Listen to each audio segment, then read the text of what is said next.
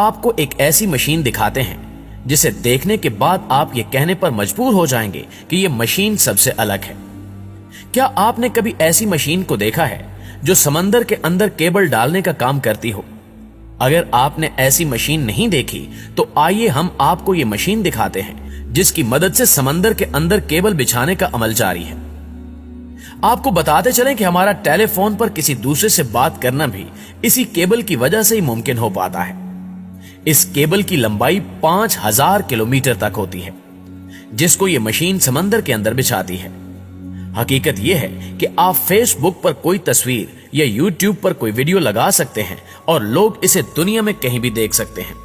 ये काफी हैरान कुन है, लेकिन इस सब के लिए पसे पर्दा और समंदर के नीचे बहुत सी चीजों की जरूरत होती है। ये नजरअंदाज करना आसान है कि इंटरनेट तक हमारी रसाई दुनिया के समंदरों में बिछाई गई हजारों किलोमीटर तवील केबल्स यानी तारों पर मुनहसर है। वो इंटरनेट के लिए प्लम्बिंग फ्राहम करती हैं और 98% इंटरनेट ट्रैफिक इन्हीं के जरिए चलती है।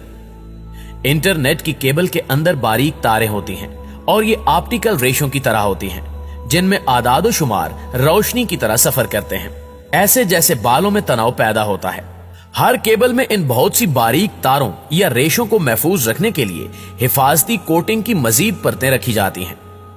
इंसानी सरगर्मियों और नकलो हरकत से इन तारों को ज्यादा खतरा रहता है।